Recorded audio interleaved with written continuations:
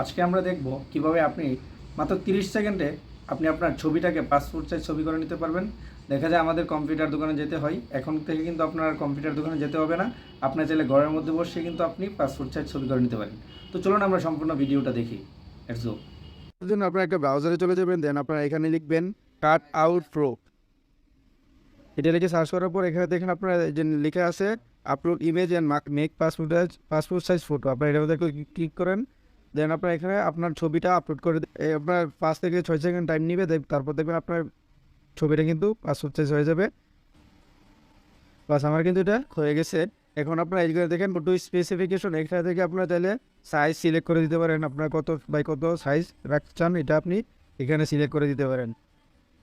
দেন আপনারা এখানে দেখেন কালার আছে, কালার অপশন আছে, এখান থেকে আপনারা চাইলে ব্যাকগ্রাউন্ড কালার চেঞ্জ করতে পারেন, যে কোনো কালার দিতে পারেন আপনি। দেন আপনারা চাইলে এখানে গিয়ে আপনারা ড্রেসে কিন্তু চেঞ্জ করতে পারেন, যে কোনো একটা ব্লেজারে আপনি ক্লিক করবেন। এই যে দেখেন আমার কিন্তু এখানে ব্লেজার পরা হয়ে গেছে। দেন আপনারা এটার মধ্যে ডান দিবেন, এইদিকে দেখেন আপনি এখান থেকে ডাউনলোড করে নেবেন। তো বুঝতেই পারছেন কীভাবে আপনারা খুব সহজে একটি পাসপোর্ট সাইজ ছবি করে নিতে পারবেন। তো আজকে এই পর্যন্ত। ভিডিওটা ভালো লাগলে অবশ্যই পেজটাকে ফলো দিবেন এবং চ্যানেলটা সাবস্ক্রাইব করবেন। সকলে ভালো থাকবেন। ধন্যবাদ সবাইকে। আসসালামু আলাইকুম।